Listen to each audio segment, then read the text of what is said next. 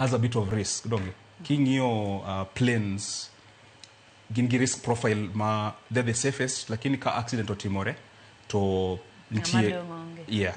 so nitie joma wacho ni nuclear ka accident otimore ka machalo kaka Chernobyl koso machalo kaka Fukushima mano happen Japan kocha koso machalo kaka 3 Mile Island nitie kaka nyalo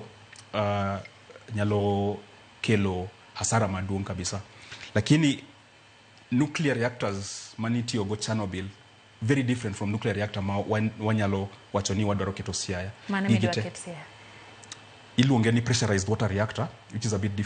okay Chernobyl be nen pressurized water reactor lakini design mare ne a bit flawed. It was a very different design.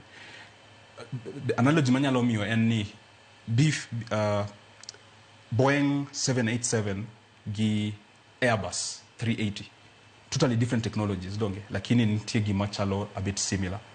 Just because Boeing 787 luar all over the place doesn't mean that Airbus 380 be nyalo luar donge. Koro in kaka jalonye siro mondo mikao chenro makama tere